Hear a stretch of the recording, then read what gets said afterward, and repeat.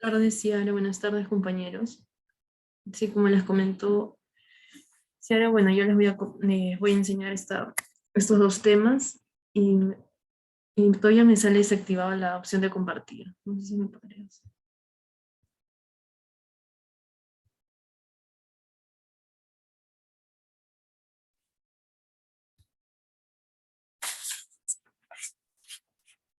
¿Ahora puedes? Sí, ahora sí. Yay. Ya.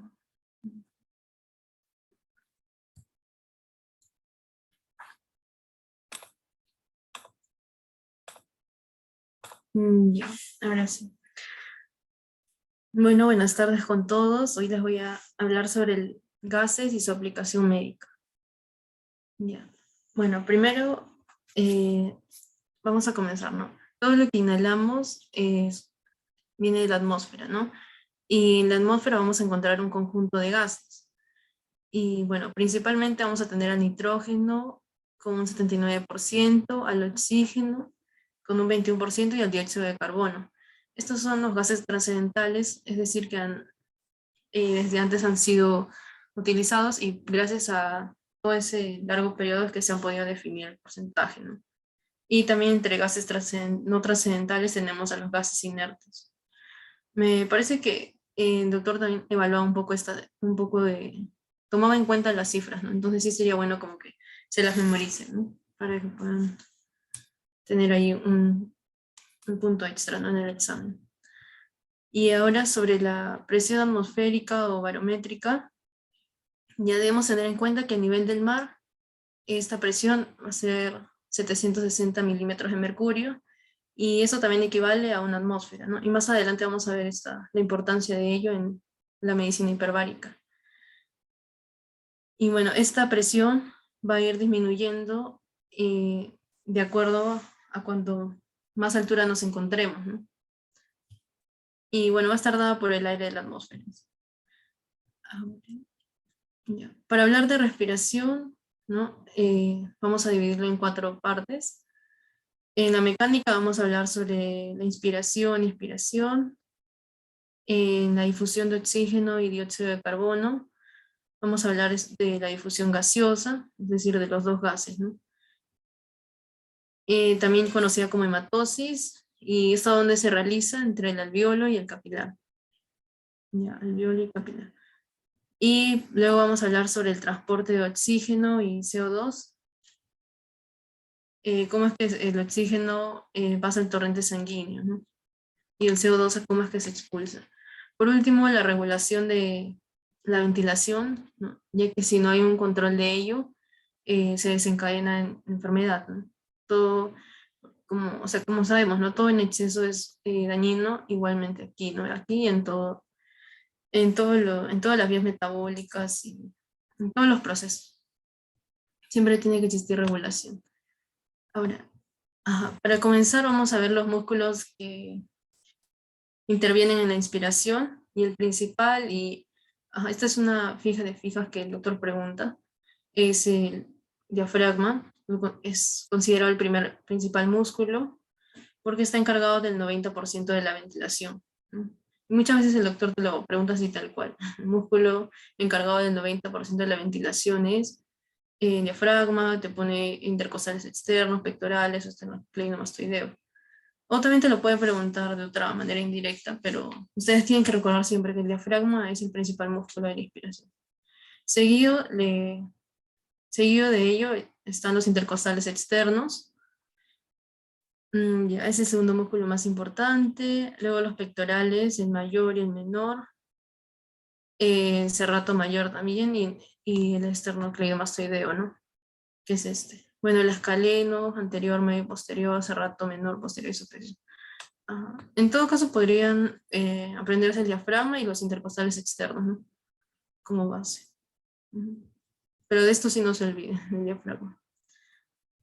Ahora, algunas características de la inspiración es que aquí se va a dar la gradiente de presiones, y esta gradiente siempre va a ir de más a menos, ¿no?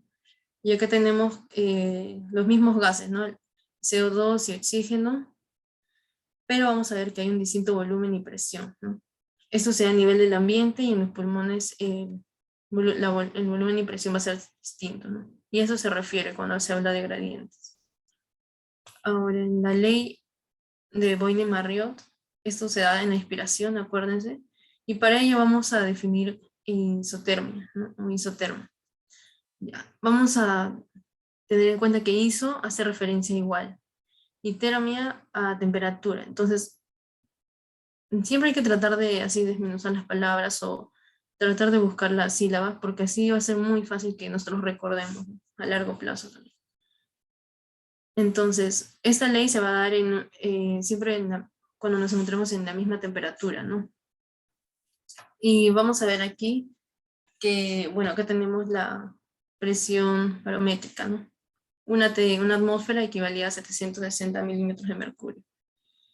Y aquí tenemos que a mayor volumen de un gas va a existir una menor presión, ¿no? Por ejemplo, acá hay mayor volumen de un gas porque hay dos gases, ¿no? En la inspiración, el oxígeno y el CO2. Y aquí, bueno, el tórax se va a expandir y va a existir una menor presión, ¿no? A mayor volumen del gas, una menor presión. Y aquí vamos a tener un menor volumen de un gas, ¿no? Y bueno, va a existir una mayor presión. Y aquí es lo que vemos, ¿no? Acá hay una menor presión y una mayor presión. No hay inspiración y expiración. Y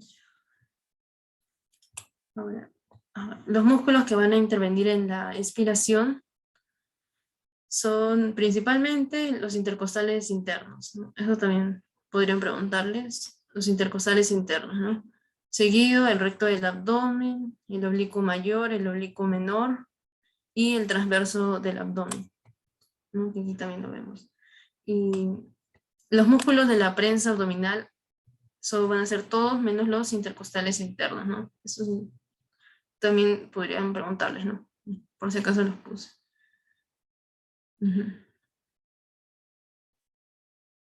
Y bueno, ahorita vamos a hablar sobre la presión intrapleural. Y aquí también el doctor define un término como espacio virtual o cavidad pleural, ¿no? Esta presión es la presión que se va a encontrar entre la pleura parietal y la pleura visceral, ¿no? Va a existir esta cavidad pleural. ¿Y qué vamos a poder encontrar aquí? En algunos casos vamos a encontrar aire. En el caso que encontremos aire, esto se va a denominar neumotórax. En el caso que encontremos sangre, esto se va a denominar hemotórax. Y en el caso que encontremos líquido, se va a denominar hidrotórax, ¿no? Y aquí vemos la pleura parietal y la pleura visceral de rojo. Entonces la cavidad pleural va a ser lo que está en morado. Y a esta cavidad pleural es que se denomina espacio virtual. Yeah. También hay una presión alveolar que aquí la vamos a ver sumado. Bueno, que es la presión del alveolo, ¿no? Entonces la presión transpulmonar va a ser la diferencia entre la presión alveolar o presión del alveolo menos la presión pleural que acabamos de ver, ¿no? La que está entre la pleura parietal y la pleura visceral, donde podemos encontrar aire, sangre o líquido. Y bueno, esa presión transpulmonar, ¿no? La diferencia del alveolar y la intrapleural. Y aquí este gráfico también lo colocó el doctor. Ahora vamos a hablar sobre el espacio muerto fisiológico. El total de ese espacio va a ser 150 mililitros de aire. Y bueno, el doctor colocó que en la respiración se inspira entre 450 y 500 mililitros de aire. Por lo tanto, 350 no van a pertenecer al espacio muerto fisiológico, pero el 150 sí va a pertenecer a este espacio muerto. ¿Ya? En todo caso, yo preferiría que tomen en cuenta este valor, ¿no? 500 mililitros, porque esto sí lo saqué de otra fuente. Entonces, quédense con que la respiración se van a inspirar 500 mililitros de aire. Ahora, el espacio muerto fisiológico se le denomina así gracias a dos sumas, ¿no?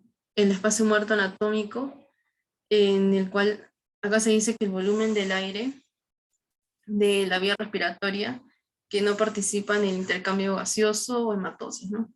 O la difusión gaseosa. Ese es el aire o sea, lo vamos a encontrar en la vía respiratoria, pero que no va a llegar a ingresar a los alvéolos, ¿no? es decir, que no va a desarrollar la hematosis que, bueno, se da entre el alveolo y capilar, ¿no? Ahora, el espacio muerto alveolar es el volumen de aire que ingresa a los alveolos, pero que no va a realizar el intercambio gaseoso, ¿no? O sea, se dice que sí puede ingresar, pero al final no va a desarrollar el intercambio gaseoso o hematosis. Y algunas de las causas tenemos aquí a los alveolos con una buena ventilación, pero una mala perfusión. Ajá. Una mala perfusión u obstrucción, ¿no? Que no permita el intercambio. O también se puede dar que existe una mala ventilación, pero una buena perfusión, ¿no?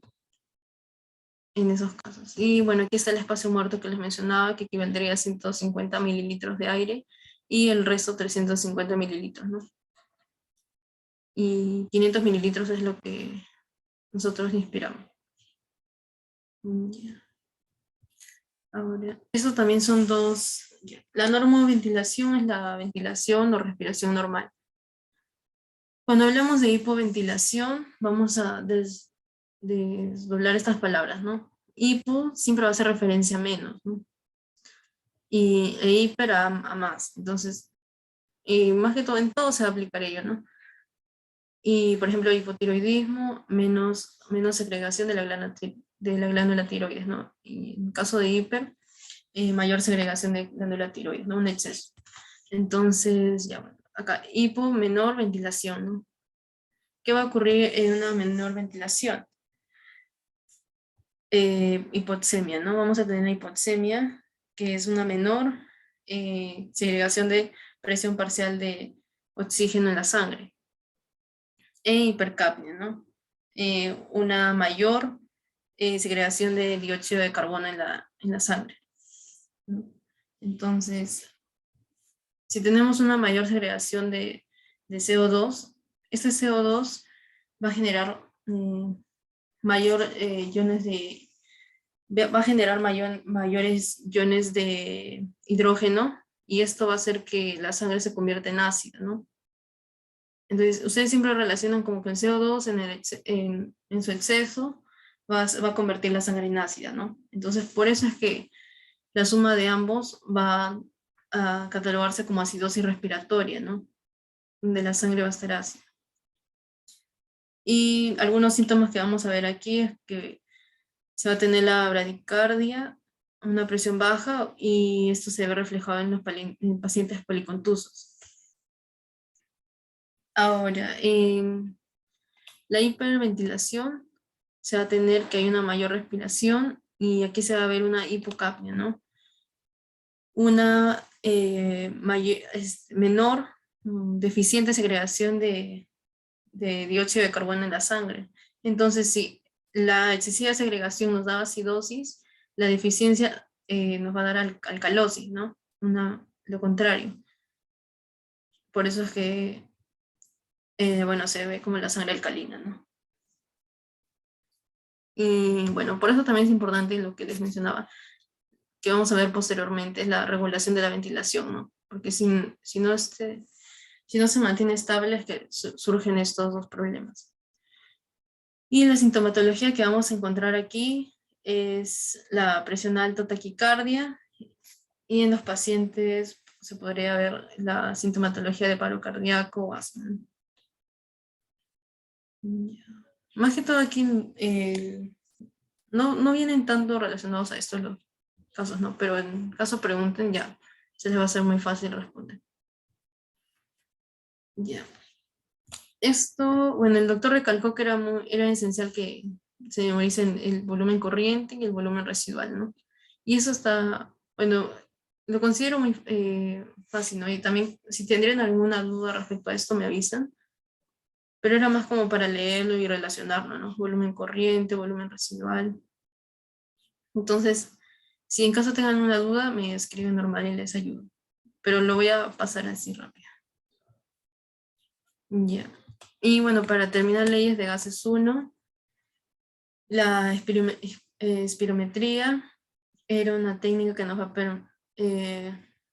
permitir evaluar cómo es que si hay una buena expansión de los pulmones y si hay una buena inspiración, ¿no? Ya, esta es la técnica y este es un dispositivo que también utilizan los pacientes para ir mejorando su capacidad, ¿no? Inspiración y, bueno, y mejor, y sería como un tratamiento, ¿no? Formaría parte del tratamiento. Ahora, en la espirometría se sabe que no se va a medir el volumen residual, pero sí la capacidad pulmonar, ¿no? Justo es el volumen de aire que queda en los pulmones después de la expiración más forzada, ¿no? Esto ya es lo que no se va a llegar a medir y que se va a poder eh, diagnosticar mediante esta técnica si la enfermedad es obstructiva o respiratoria, ¿no?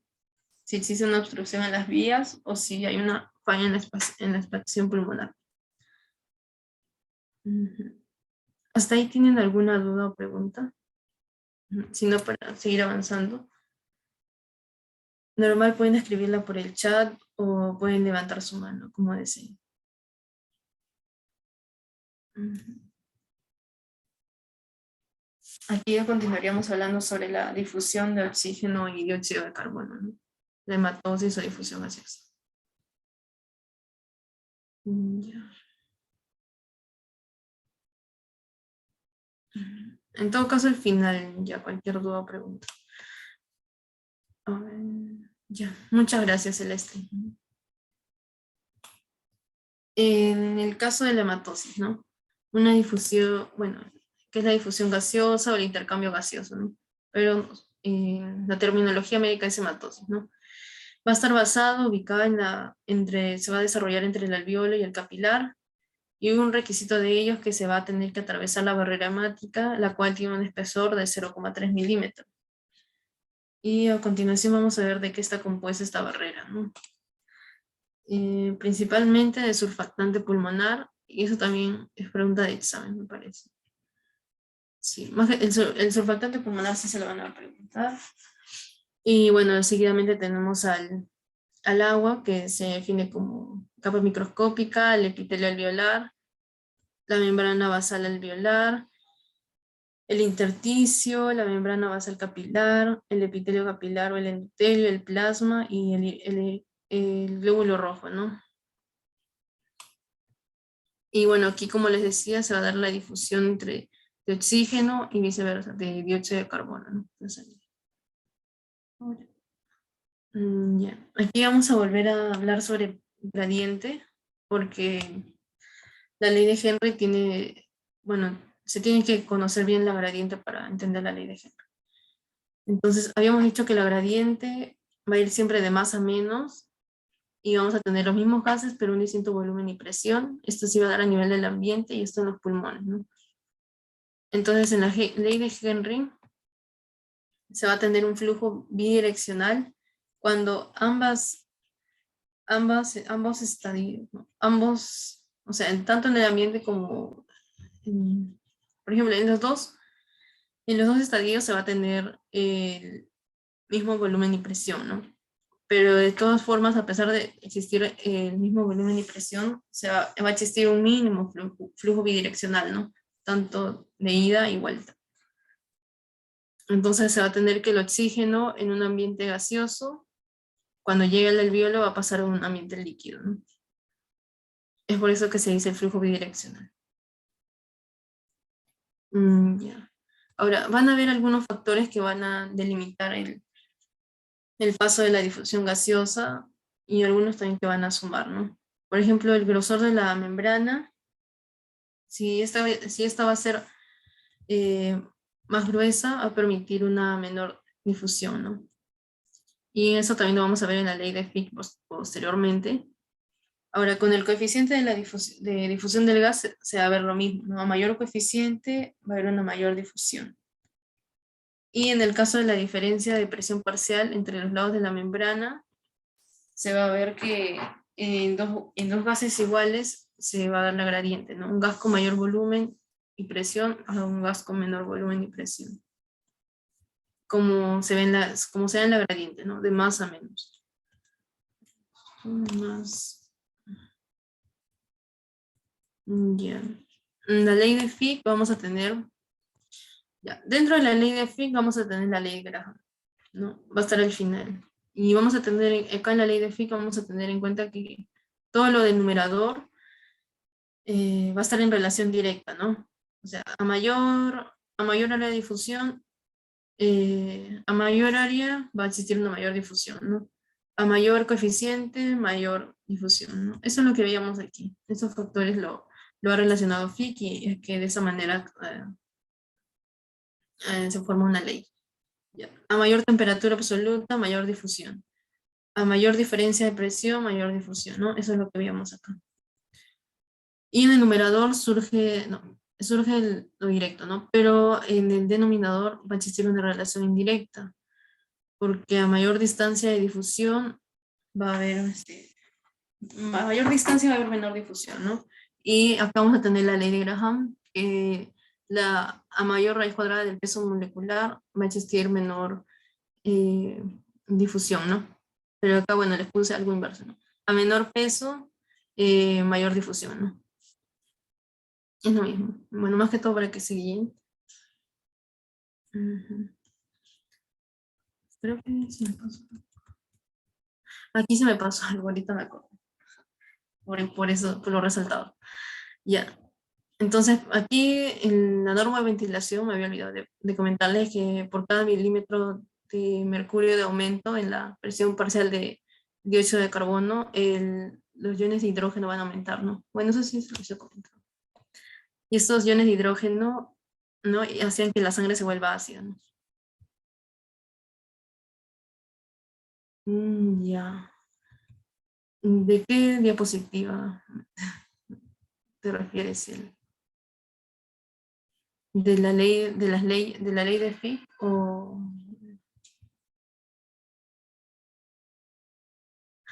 de norma ya, de la ley de Fick, un ejemplo de la ley de Fick? A eso te refieres, ¿no? De la ecuación de Fick, ¿no? Claro, ya. Entonces en la ley de Fick se va a tener que, o sea, como les dije, ¿no? A mayor área, mayor difusión. Acá se los voy a presentar. Claro, mientras existe una mayor área, o sea, si esto se agranda, todo, bueno, el espacio, si estos componentes son más grandes, si hay más diámetro o más ancho, va a ser más difícil que exista la difusión, ¿no? A comparación de si es curviada, ¿no? A eso hace referencia, en el primer punto del grosor, ¿no? Ahora, del coeficiente de difusión del gas, ese coeficiente va a actuar como va a actuar como un coeficiente de solubilidad, ¿no? Y esto va a permitir que también se desarrolle más rápido, ¿no? Así como una enzima que acelera el proceso de cualquier vía, el coeficiente también actúa a ese nivel, ¿no? Como un acelerador. Si hay mayor coeficiente, es como un mayor acelerador, ¿no? Algo que se... Y ahora aquí tenemos la diferencia de presión parcial, ¿no? Claro, si existe una diferencia de presión, o sea, si existe una gradiente, si tenemos una gradiente va a ser más fácil que como que es como se ve en la ley de Henry, ¿no? O sea, si los dos tienen la misma presión y volumen, va a ser más difícil. Entonces, con la gradiente se va a desarrollar más fácil. Y en lo inverso tenemos aquí la distancia de difusión. En el caso de la distancia de difusión, ya, claro, si hay mayor distancia, bueno, si el diámetro se agranda, va a ser más difícil, ¿no? Si tenemos mayor, por ejemplo, si tenemos una mayor distancia, va a ser más complicado que lleguemos a la meta, ¿no? Que se dé esta difusión. Eso es lo que ocurre. Y por último tenemos ya la raíz cuadrada del peso molecular, que si hay un menor peso del gas, va a haber una mayor difusión, ¿no? A comparación de que si exista un mayor peso, ¿no? Y eso es a lo que se refiere más o menos. Si trata de guiarte, juega con eso, ¿no? Si te dice mayor diámetro, ancho. Sí, está bien, no te preocupes. Y ahora sí vamos a hablar sobre, ya pasando al tema de hematosis o difusión gaseosa, vamos a hablar sobre ese transporte, ¿no? En el caso del oxígeno, ya. En el caso del oxígeno, la hemoglobina va a ser un componente fundamental porque el 98% se va a combinar con oxígeno, ¿no? Y se denomina hemoglobina, me parece, ¿no? Y esto va a permitir la vascularización de los pulmones al cuerpo, ¿no? Eso también, así como el diafragma era el componente fundamental de la inspiración, el músculo esencial de la inspiración, la hemoglobina, es el componente fundamental del transporte, ¿no? Y el 2% va a ser de oxígeno, el restante se va a encontrar en el plasma. En el caso de que no exista suficiente hemoglobina, no va a existir un buen transporte de oxígeno, ¿no? A las células del cuerpo, ya sea al cerebro, a, a todas las estructuras que necesitan de la hemoglobina, ¿no? Y del oxígeno. Y bueno, esto va a generar la anemia y que a largo plazo se va a conocer como leucemia, ¿no? Y bueno, esto también es muy importante, el doctor lo evalúa. Les va a poner a cabo, bueno, por ejemplo, la máxima cantidad de oxígeno que puede ser captada por la hemoglobina.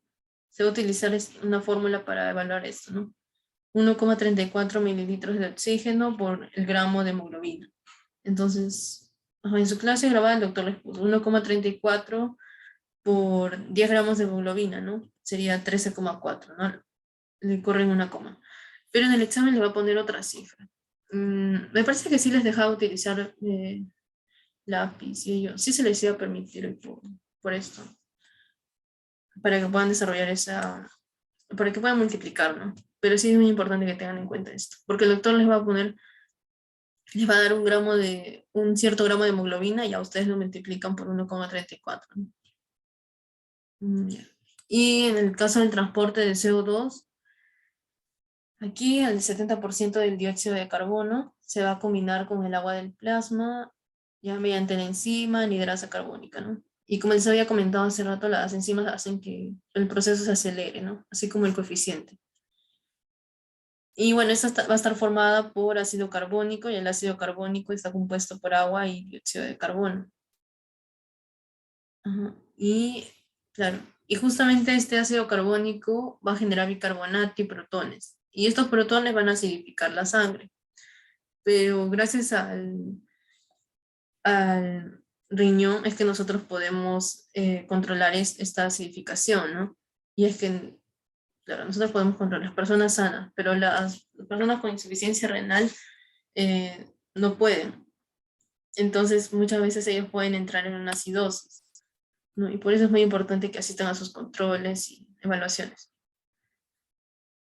Y aquí tienen dos ejemplos de afecciones, ¿no? Acá tienen la anemia y acá tienen el caso de insuficiencia renal. Y ahora, ¿cómo es que? Bueno, aquí no son encargados de regular la función respiratoria, ¿no? En sí dos estructuras, ¿no? La protuberancia y el bulbo raquídeo, ¿no? Acuérdense de eso también.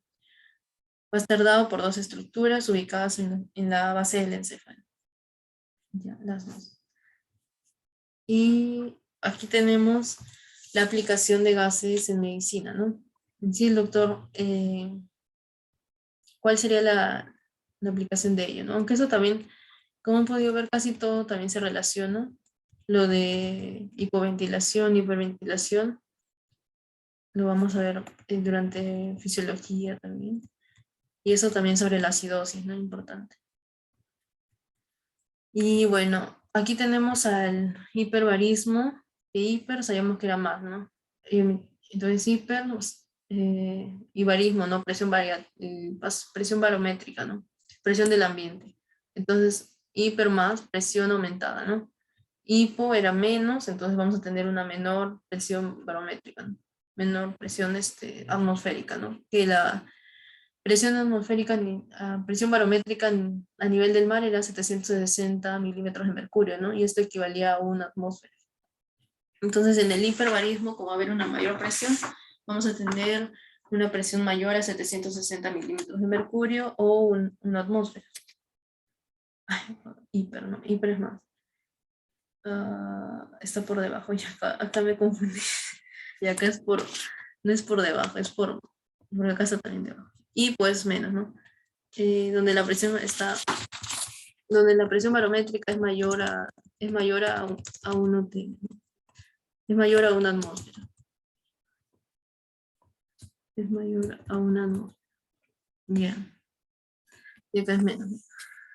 Y en el caso de los buceadores, ¿no? El doctor les ponía este ejemplo y también en el seminario lo han visto. Bueno, en práctica me parece que se ve.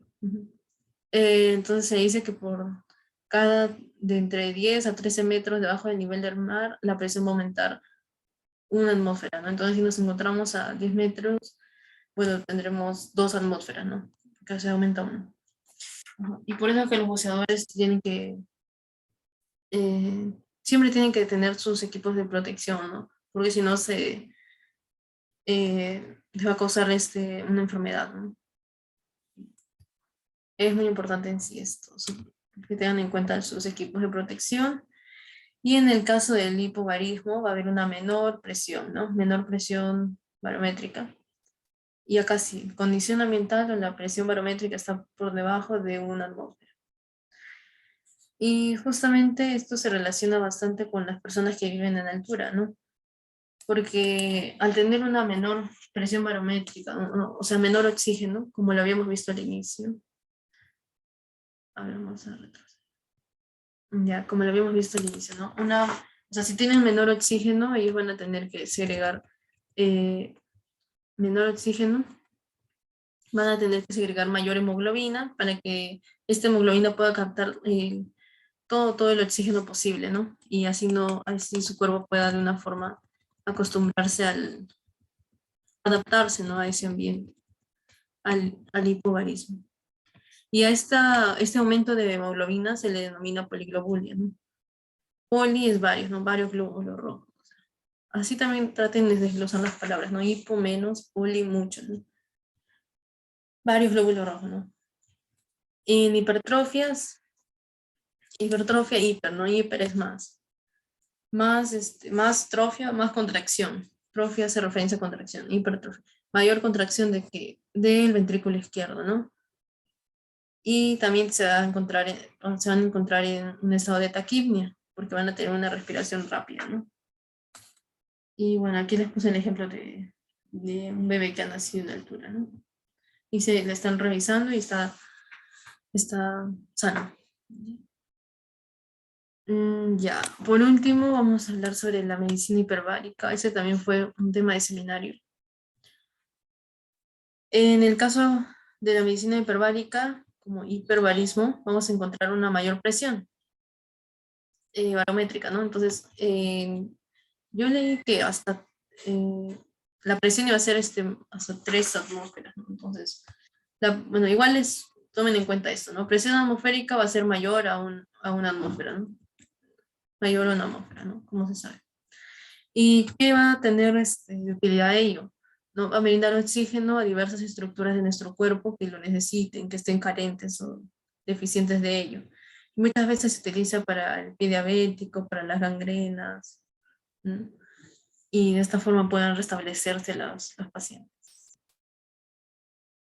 Y bueno, eso fue todo. Muchas gracias por su atención. Si alguno tiene alguna duda o pregunta, me avisa. Te puedes ir escribiendo por el chat o levantar su mano como desee. Y aquí les quería dar algunos tips para salud pública. Ya. Para salud pública no se confíen mucho, porque las respuestas, o sea, las preguntas las respuestas parecen ambiguas, ¿no? Las preguntas, o sea, tienen que analizarlas bien de acuerdo al contexto, porque, o sea, el doctor por ejemplo, en la pregunta les hablan de factores de riesgo, ¿no? Por ejemplo, o de características, y las respuestas van a estar toditas las características, pero ustedes tienen que analizar en sí la pregunta y el contexto de dónde les hablan. Si les hablan de la escuela, ustedes tienen que seleccionar las características de acuerdo a ello, ¿no? Y bueno, acá algunas fijas también les quería dar en la primera sesión, hay un cuadro del sistema de salud peruano, que me parece que está en la última diapositiva o penúltima, Y el doctor, bueno, evalúa siempre uno de esos cuadritos de ahí. Y en el caso de individuo, familia y comunidad, ¿no? Toda decisión del individuo va a pasar a la comunidad, va a pasar a su familia, y de la familia a la comunidad, o viceversa, ¿no? Cada hábito, cada acción que realice un individuo se va a ver reflejado en su comunidad, ¿no?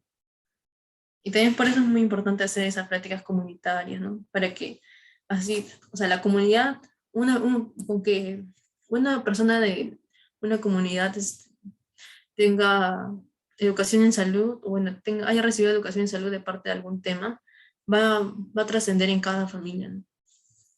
Así. Y el tipo de familia, si es nuclear, ampliada, eso también evalúa el doctor, me parece. Ajá, sí, bueno, mi examen vino, pero nos echamos pasado. Y eso sería todo, chicos. Si alguno tiene una duda, pregúntame a mí.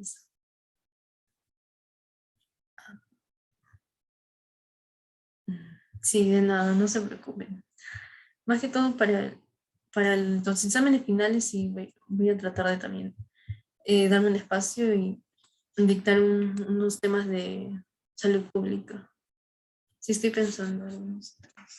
Dos también, como bueno. Ya, bueno.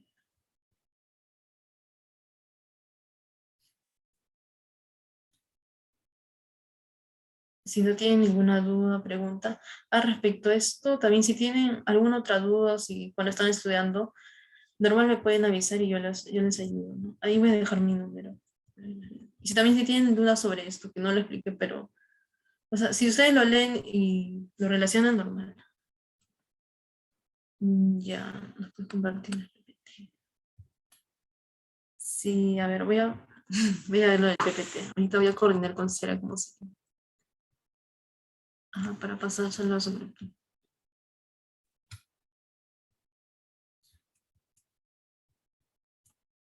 Sí, de nada, chicos, no se preocupen. Sí, el PPT voy a coordinar con Ciara para pasárselo. Ujú.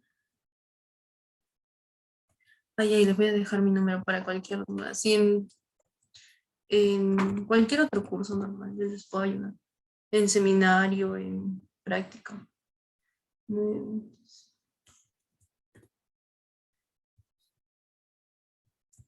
Ajá. Ya.